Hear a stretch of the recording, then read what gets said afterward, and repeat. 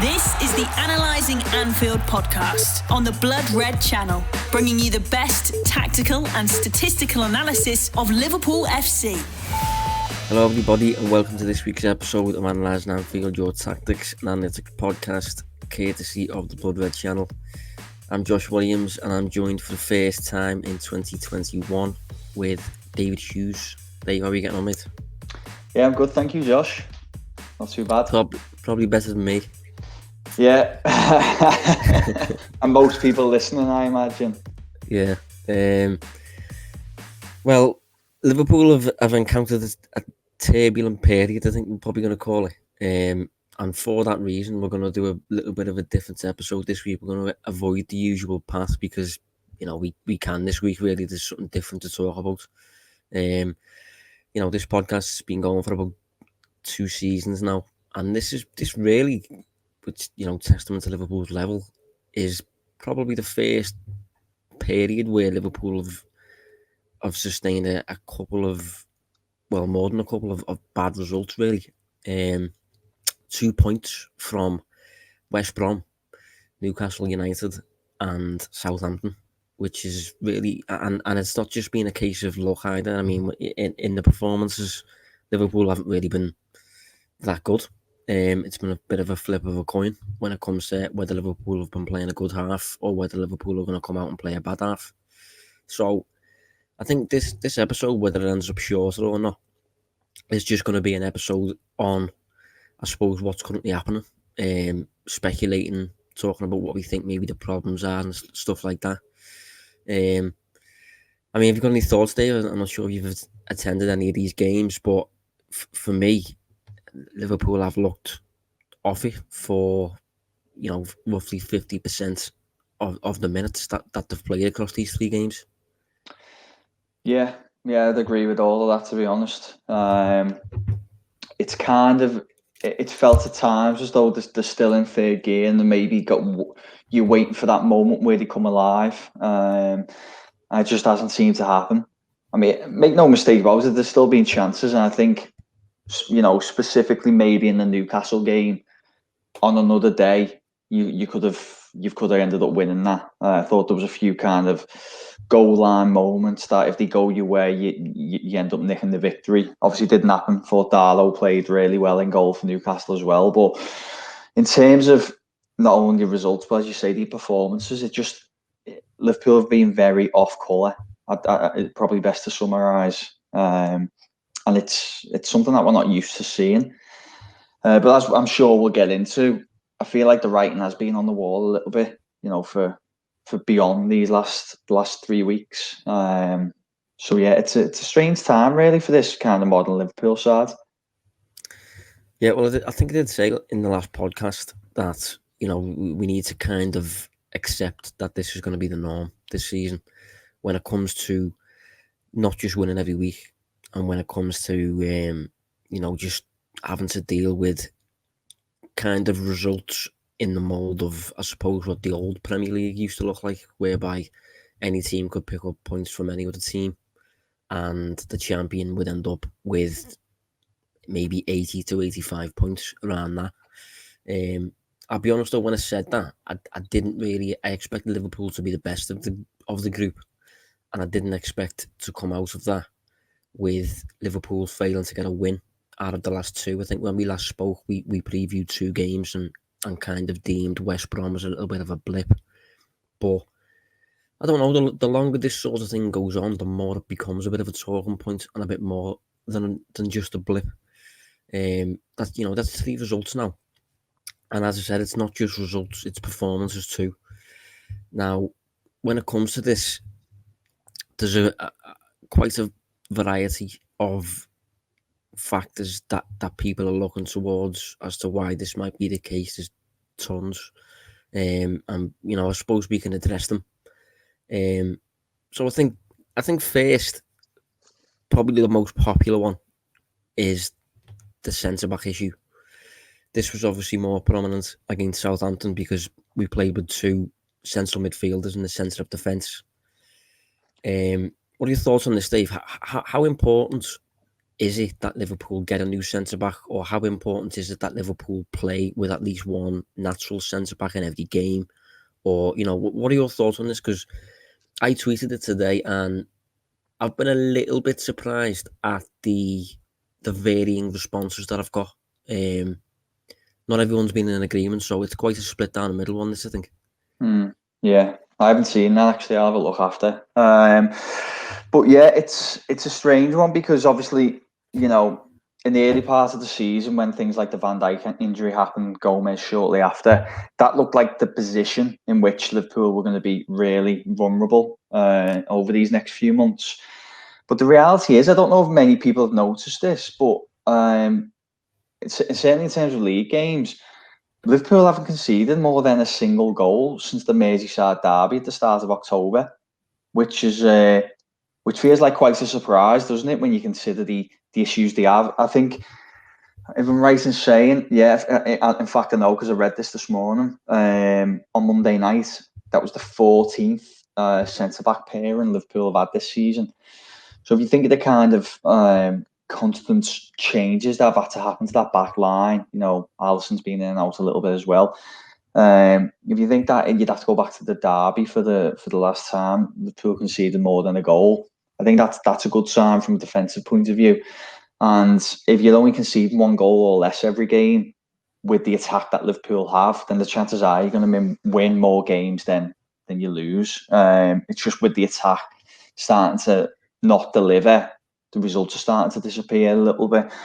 And then I think on that defensive point, that's maybe what leads on to, and that what Liverpool might be missing more in that centre-back area is the offensive contribution of the likes of Van Dijk, the kind of switched passes and the composure in possession. I think they're missing that a lot at the moment.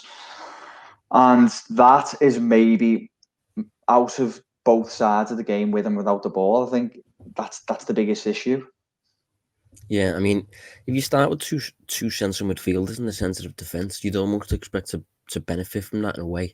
And I think when Liverpool went a goal down against Southampton, the onus was then on Liverpool to find a goal, because Southampton would have accepted the match to just end on the spot. So Liverpool started to dominate possession as the match progressed, which, as I said, you'd expect to benefit Liverpool because you've got two centre midfielders getting on the ball. But it just, I don't know, Liverpool, particularly in possession of late. I mean, I know you mentioned Newcastle there. In the Newcastle game, fair enough, we did generate a few chances. I think Salah in particular had one or two that you'd expect them some weeks to score. But I feel like there's been just a consistent trend, a little bit of a theme in each game. And I think the centre-back thing, we've had a variety of different centre-back pairings and a variety of different midfield pairings. And, a few people have mentioned that if a natural centre-back had started against Southampton, Liverpool might have won the game and the performance would have been different. But I'm just not sold on that. I'm inclined to disagree. And one of the reasons I'm inclined to disagree is I think West Brom and Newcastle performances were very, very similar. In those games, you had Henderson in centre midfield, you had Wijnaldum in centre midfield, you've had Rhys Williams in centre of defence for short periods. Nat Phillips, I think, started one of the games. So you've had a variety of different, pairings there, or whatever you want to call it, trios, and the outcome seems to be vaguely similar in each game. And I think that's why I'm kind of looking at it and thinking to myself, like, this isn't just down to the presence of one player or the presence of one centre-back who's natural in that position. This is kind of a wider issue that not only Liverpool are suffering from, but teams in the league are suffering from. And I think it's really difficult for me, at least, to look at one thing and state that is the source of the problem. And that's what we need to overcome. And the answer is to maybe go to sign a new centre-back. Because, I think if Liverpool had started with a new centre-back last night, I'm not sure and would have changed.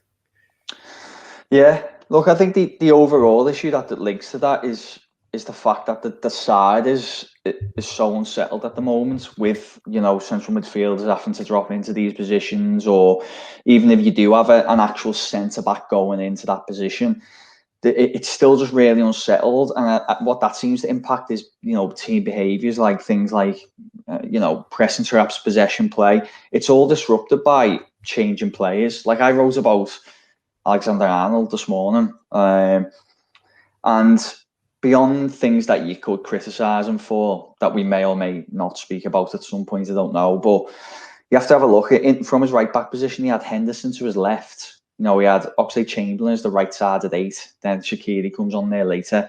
That's a really unfamiliar kind of support bubble around him almost. And I think that's happening a lot with Liverpool, especially over these last, say, 6 or 7 weeks.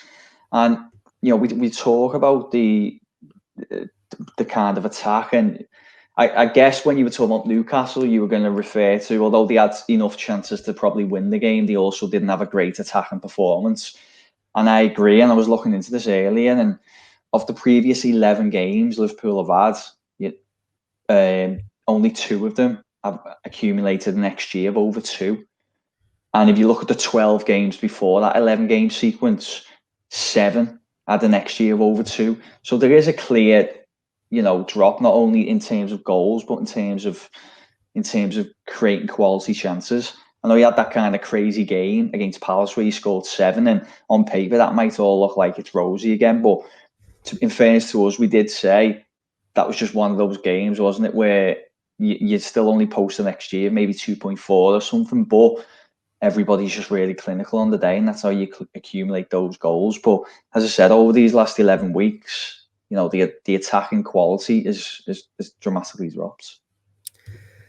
The attack is something I really want to talk about, to be honest.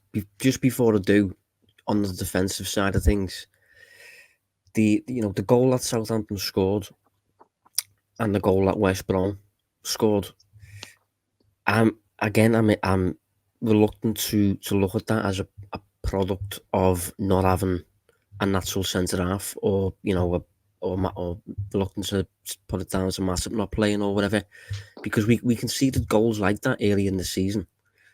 We conceded a cheap goal to West Ham at Anfield. I think we went a goal down. We ended up winning the game 2-1. We conceded a cheap goal to Sheffield United. We won a goal down. We ended up winning the game 2-1. Conceded a cheap goal to Burnley.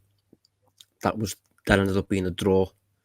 I think that might be the only game, aside from West Brom, that we've dropped points in at Anfield this season.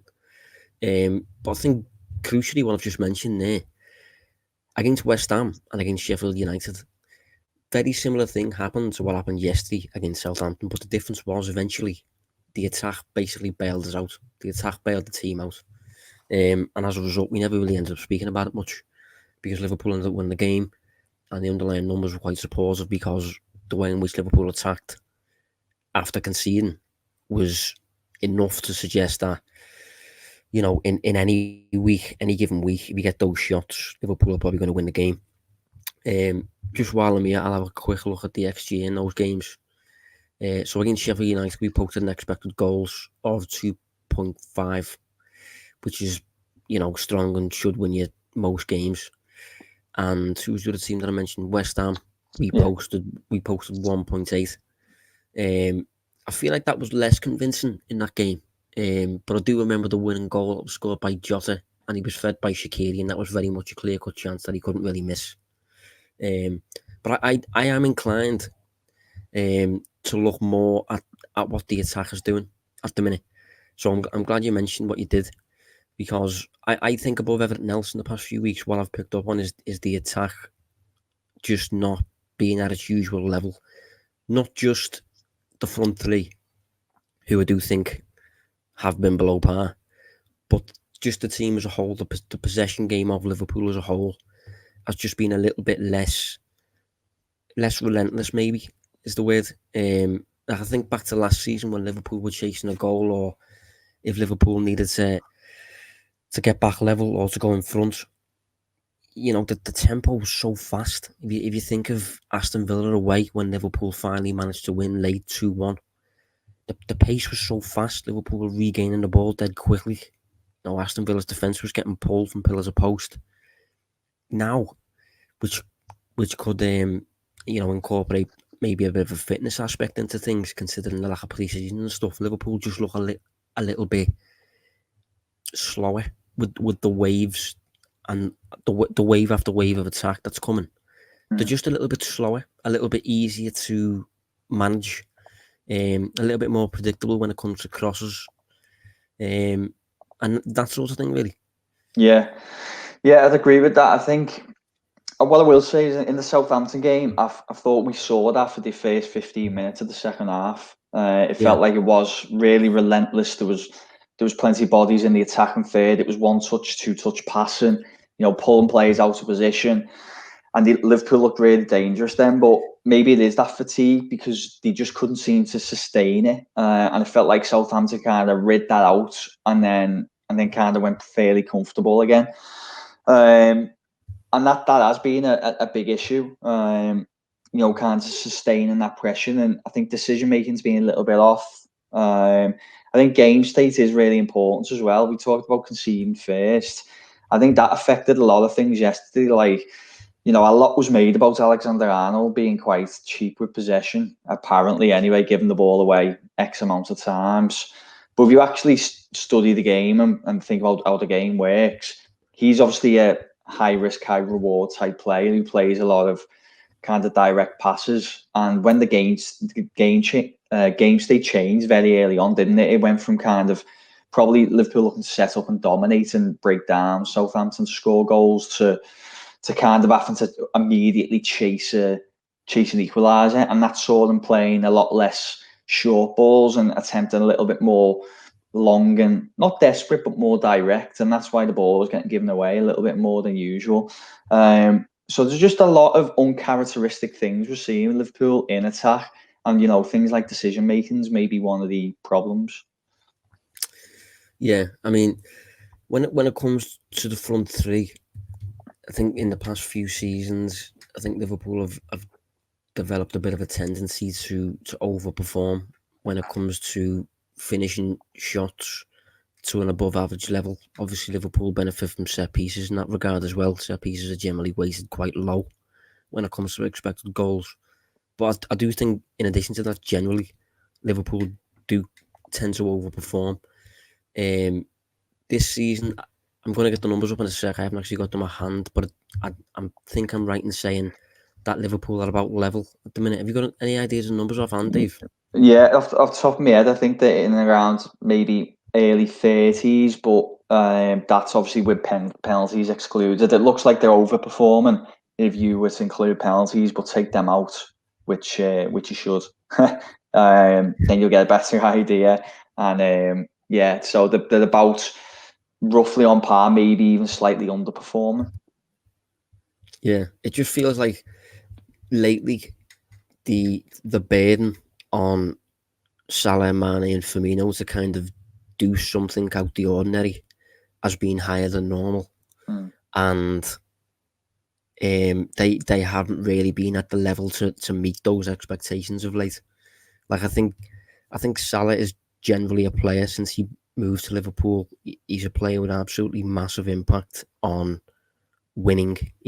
Salah moves the needle towards winning more so than a lot of players. There's plenty of players like that in the Premier League. Bruno Fernandes is one of them. But I feel like Salah in the past few weeks has just had less of an impact in that regard. Obviously, he had the chances at Newcastle, didn't put them away. I mean, Carl Darlow obviously had a good game. Against Southampton, really, really quiet. I'm not sure how many shots he got away. I'll have a check on that now.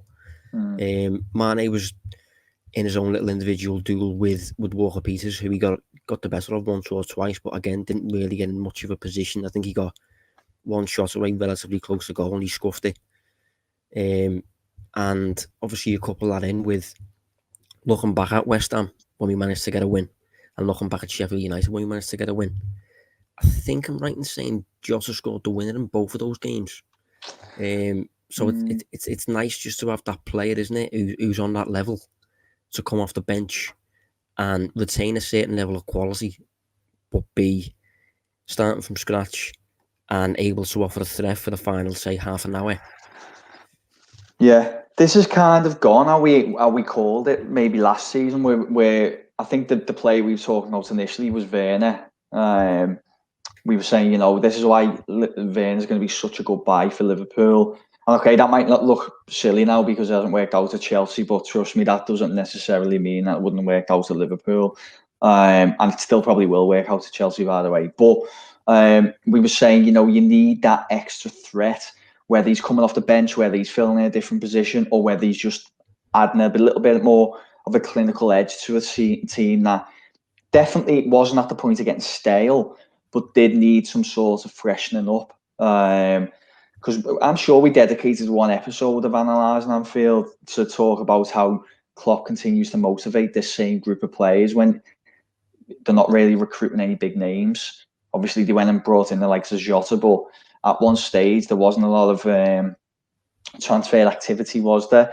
Obviously, Jota come in and kind of filled in that Werner void, and he did win games for Liverpool coming off the bench. He's looked phenomenal. You think of Atalanta away, he looked really sharp there. I think he's looked really sharp altogether. His goal return is a lot more than we would have anticipated. And his omission, probably in the context of this season alone, is as big as if Liverpool would have missed Salah or Mane because of the form he was in and what he brought to the team. And he's been a huge loss because he's probably a different element that could have come off the bench or even started in some of these games and maybe won these games for Liverpool. And without him, you'll never know because he hasn't played, but without him, you do wonder whether it's maybe been a little bit costly that he hasn't been available. Yeah, well, I actually have a bit of a theory on that when it comes to getting Jota in the summer. I think Liverpool will have interpreted, COVID as a massive factor on this season. Predicted it in terms of a game every 3 days, and obviously Liverpool have kind of managed over the course of the past few seasons with not necessarily two players for every position. And I think this summer we really saw Liverpool. They went and signed a backup left back in Tsimikas. They went and signed that backup forward, and they're two positions really that fans have been calling for a number of years. And by buying those two players, obviously Liverpool took a bit of a risk then looking at the centre of defence. You had Gomez, you had Matip, you had Van Dijk, who's never injured, and you had Fabinho, knowing that Fabinho can drop back in. And then you had Thiago, who could take Fabinho's place in the midfield. So I think the way in which Liverpool interpreted the squad and dealt with that for this season, I don't actually think was that bad. Liverpool, in their mind, did in a way have 4 centre-backs for the start of the season. It's just one of them that you couldn't really predict to this level that Van Dijk would suffer a season-ending injury. Gomez would suffer a season-ending injury. Matip, you know what Matip is. But it's just really unfortunate. I think getting Jota in was to consider a potential drop-in level from Salah and Mane, given the frequency of the games and the weird schedule and things like that, and the lack of pre-season. And it did really help in the early stages of the campaign, but lately we don't have him to bring on. We gave Shaqiri, I think, maybe 5 minutes against Newcastle, and we gave him roughly half an hour against, or maybe even less, against Southampton. But he didn't look his sharpest. Obviously, Thiago didn't look his sharpest because he's still regaining that. Ox was the same. So it's just kind of, it really does feel like a multitude of influencing factors that are kind of influencing Liverpool's current situation. But I feel like if I had to put the weight on any of them, I do think I'd probably weight the lack of performance on the attacking side above a lot of other factors. Like I do think, for example, Liverpool have to starting games in the right manner, which is a problem that Liverpool have never really encountered under Klopp, but it is something that we're suffering from lately. I think Jordan Henderson mentioned that last night. Just on that point, Josh, it's probably worth flagging now. I was looking into this a little bit earlier. And last season, Last season Liverpool conceded the opening goal of the game on 8 occasions, and 2 of which come after they won the title, by the way. And they won 5 from those losing positions. Won 5, drew 1, lost 2. As I said off the top of my head, I'm pretty sure 2 of those negative results there came after the title win. But this season, they've already conceded the opening goal on 6 occasions. So that's basically the same amount that they had last season when they were still kind of competitive, aka before the title was shown up. So they've already matched that. They've won 3, drew 1, and lost 2. But I think the reason why it's so important to point that out is because multiple football studies have pointed out that the opening goal of the game tends to lead to victory around 70% of the time, which is pretty high. And obviously that I've wrote about this in the Analytics 5 newsletter. It can be impacted by different factors like team quality, for example. So that 70% could be lower for Liverpool because they're better side and they normally find a way to come back into the game. But it's still a really huge goal to concede, isn't it? The first. And I think yesterday, that we're recording on Tuesday, so the Monday night game, I think conceding that goal so early on just completely changed the game state for Liverpool and completely changed kind of the game plan as well, because it was such an early goal to concede. And I think that's why it was made so difficult for them. I mean, I had a little look earlier at the number of minutes that Liverpool have been behind for this season. And I think Liverpool so far this season have been behind for roughly 280 minutes. I think it was around that. The whole of last season, I think Liverpool were behind for about 350. So we're just approaching the halfway mark of the season, and Liverpool have already, they're approaching how long they've been behind for in games compared to last season. So it does have a massive impact on things, and it's one of the reasons why, if someone was to look at the numbers in isolation, expected goals, shots, expected goals against, and all that sort of stuff, Liverpool's numbers in some areas probably look stronger than they did last season. But last season, Liverpool were winning games after an hour, and they just kind of stopped playing in a way. This season, Liverpool are just having to go for it. Liverpool are having to keep going for 90 minutes, keep generating shots, keep, the ball, possession figures and stuff like that. So it looks like Liverpool are, in a way, fine, which we most certainly might be. I don't want to get carried away too much, but this is what's happening at the minute. And it's uncharacteristic of Liverpool. But I think when it comes to the numbers, selling a different story, I think that's, game state is something that massive in that you have to consider, really, isn't it? Yeah. I think the other issue Liverpool having is they're clearly not as fluent as they have been in attack. So they're not breaking down opponents sitting in as comfortably as they was last season. And if you're giving the opposition something to protect, and sometimes it doesn't even need to be a goal, it just needs to be, still 0-0. It's still the fact that they haven't conceded. For a lot of teams, if you think of like a West Brom and Newcastle, drawing 0-0 is a fantastic result against Liverpool. So they're happy to protect that from the outset. So unless you're getting that first goal and forcing them to come out a little bit, so then you can expose spaces when they do, you're going to find it really difficult to score, more than 1 or 2 goals, which is why I think we're seeing the issues Liverpool have, because I think Palace, obviously Liverpool took the lead and then they could kind of build on it a little bit. But either side of that, you think of Fulham, even Tottenham was a pretty tight game for long periods. West Brom, Newcastle, the games are being left in kind of contention for long periods, meaning Liverpool having to play. And last season we talked a lot about them kind of taking the lead and then almost dropping down a couple of gears and just having the ability to be able to see games out and almost reserve energy. You remember us talking about that, don't you, Josh? Like reserving energy in these matches, but they haven't been able to do that now, and that's maybe another reason why they might look so fatigued in an already congested campaign.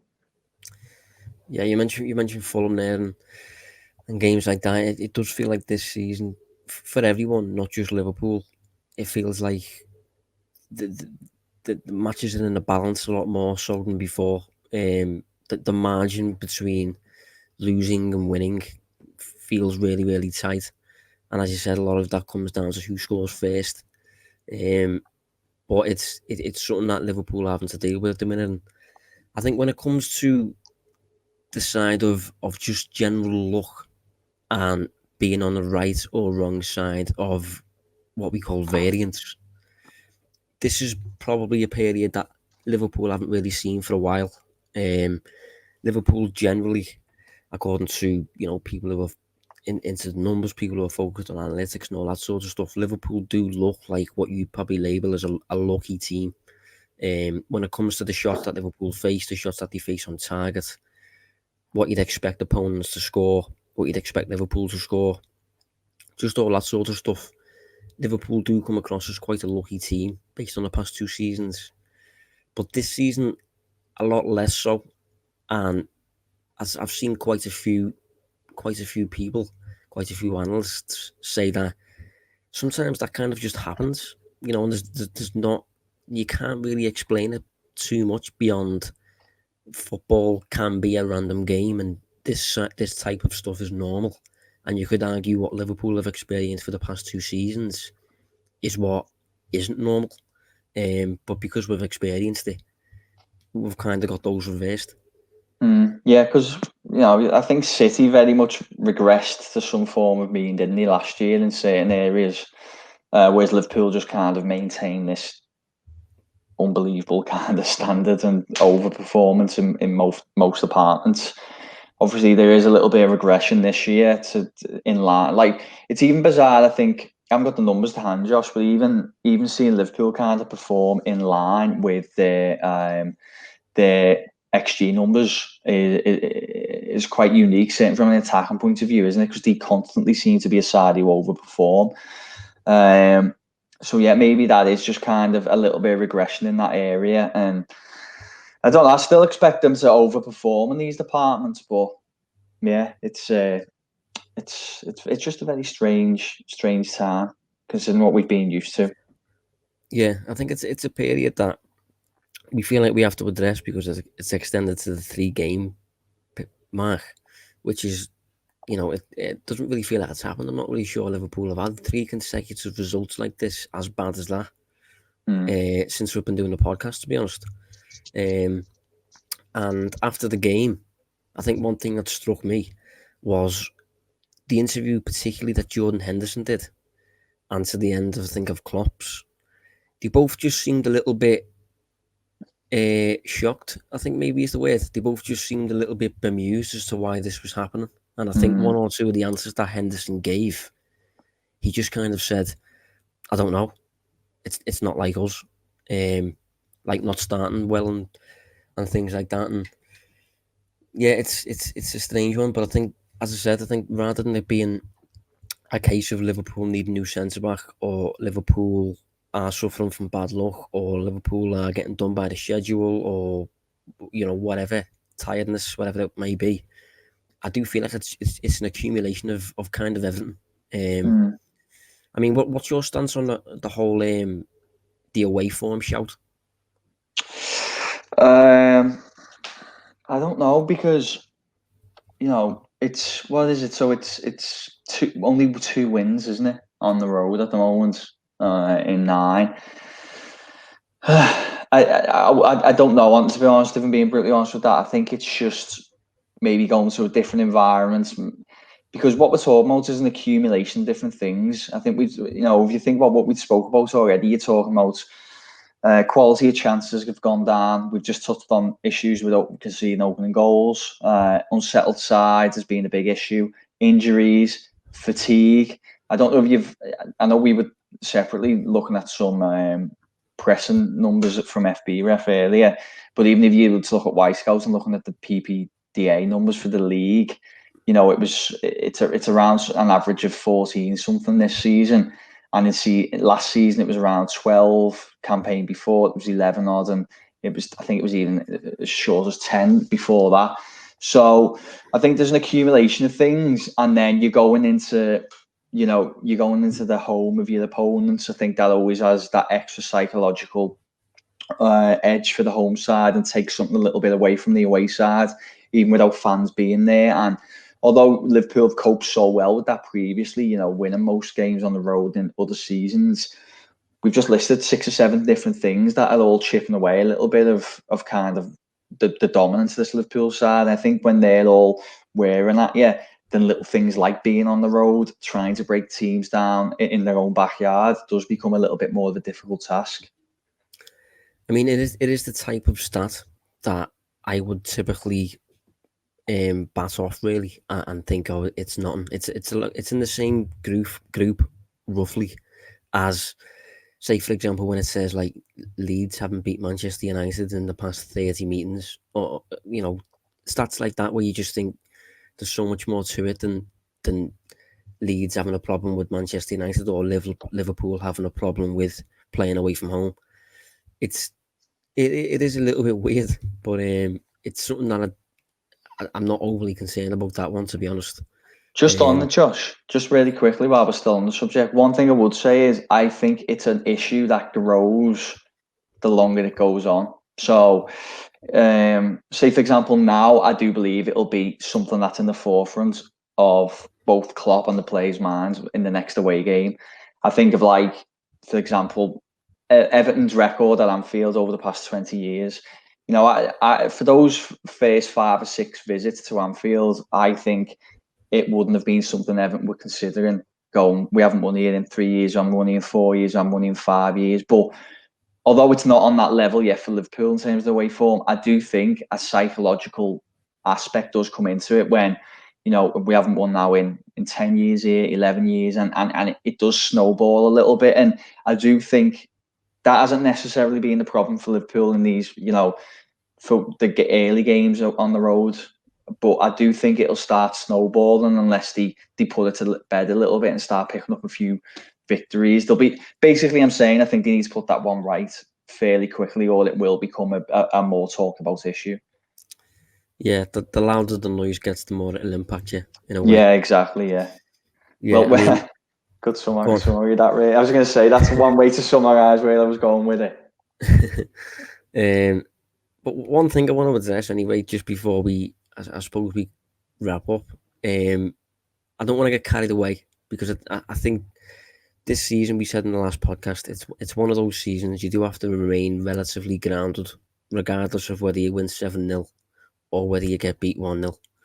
And I think, I saw the tweet last night and I thought it was very, very relevant for the current time.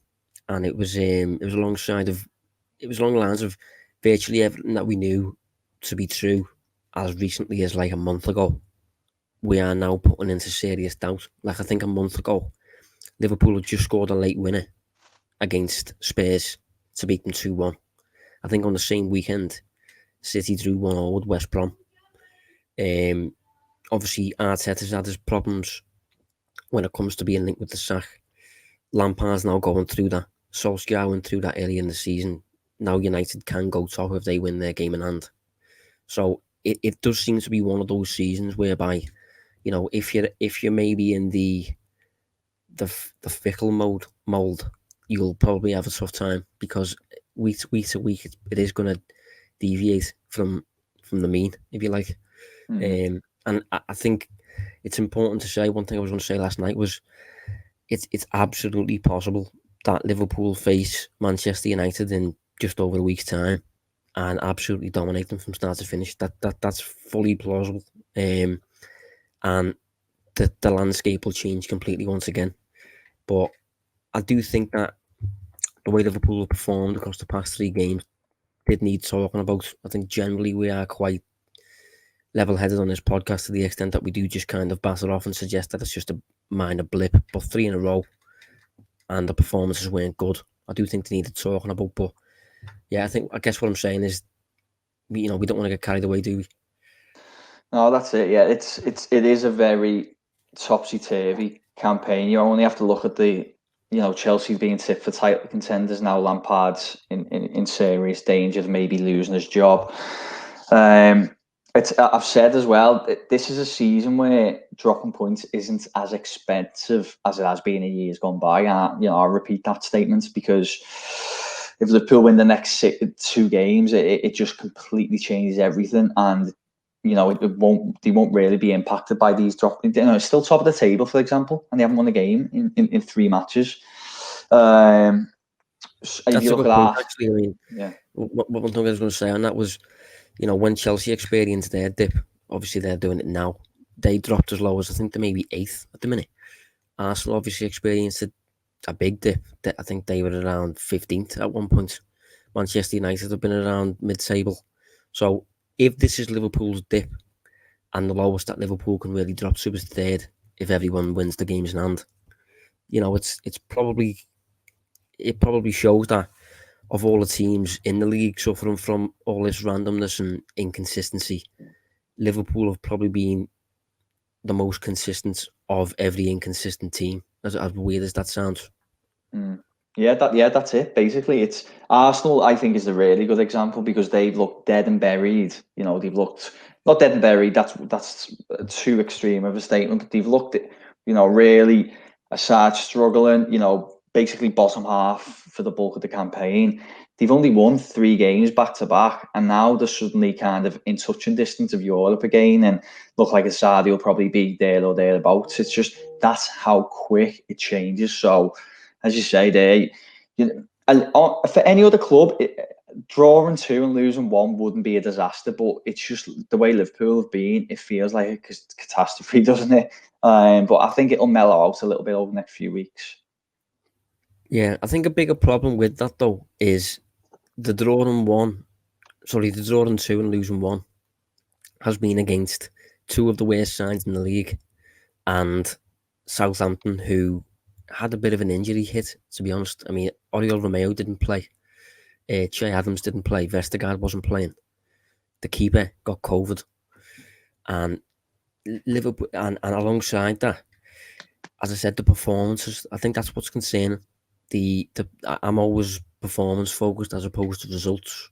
That's what we do on this podcast. And for me, the performances of Liverpool have played, the past 3 games, 1 half good, 1 half bad in a lot of the time, and you can't really do that and expect to pick up 3 points every week. Yeah, and I hear you, but I'd probably revert to the point I was making last week, where for me in this season of all seasons, I do feel like Liverpool benefit from having that extra competitive edge to the matches, aka playing better teams, knowing that they're going to be on paper a tougher fixture. Talk about last week, but you had a really dominant 3-0 victory against Leicester, and then you had the next home game, a 4-0 victory against a good Wolves side, but sandwiched in between that was a poor performance and a 1-1 draw against Brighton. And then you had I've just touched on it then, the 4-0 against Wolves. After that, you had Fulham 1-1, another fairly naff display. But then you go and beat Tottenham 2-1. And it does just kind of feel like when the Liverpool face tougher teams, they have this extra edge. And being normally the better side, it normally means a better performance and a victory. But in these sides where it's against teams where you're lacking that maybe the competitive edge, I think they're just struggling to get that same motivation. I mean, you've got next United. You said before you wouldn't be surprised if they, blitzed them start to finish. Neither would I, to be honest. Then Tottenham are coming up again. But in between that, Burnley home, and that could, well be the tricky fixture. It's just the way Liverpool seems to be at the moment. Also, I didn't realise that Liverpool Tottenham was a game so soon. You got Manchester United, Burnley, and then Tottenham. No, I didn't, to be honest. It's funny actually though, because Liverpool's drop seems to have coincided with, it seems to have happened directly after beating Palace 7-0 at an absolute cancer towards the end. And then the next match after we beat Palace 7-0 was West Brom. And I said on the last podcast, that first 45 minutes was the least competitive 45-minute period I think I've ever seen. So if you're a Liverpool player and you've just won 7-0 and the next game you're trying to turn up and the first 45 minutes the opposing team aren't even trying, that's a period there of around 140 minutes whereby you're playing against supposed competitors and it's so easy. And since then, Liverpool do seem to have dropped a fair few points, taking the foot off the gas. Maybe it's to make it interesting for themselves, I don't know, but they're making a bit of a stretch of it now, to be honest. But yeah, I mean, we're not going to look ahead to Villa because we don't tend to preview or look ahead to domestic cup games on this podcast because Jurgen Klopp doesn't seem interested in them. We're not going to look ahead to United yet either because we will have a podcast before that match comes around, I think. So yeah, we'll look at that next week. But this was just a podcast on Liverpool's current form at the minute, what's happening, getting to the bottom of it really. But it's a difficult one to get to the bottom of. But I think we've covered generally the majority of the bases there, Dave. Yeah, I think so. It's a multifaceted issue at the moment, but probably not one that'll last. Liverpool fans hope anyway. Yeah, I feel the need to kind of again say get used to it almost, at least for this season, because I think it will continue to happen, and I think the champions will have at most 85 points for me. But we'll see what happens anyway. Hopefully Liverpool get back to winning ways against Aston Villa, and then we can look ahead to a top of the table clash between Liverpool and Manchester United, which I haven't been able to say since this podcast started a while back. But yeah, thanks for joining us, Dave. Cheers, mate. Cheers, everyone. And we will be back next week. See you later.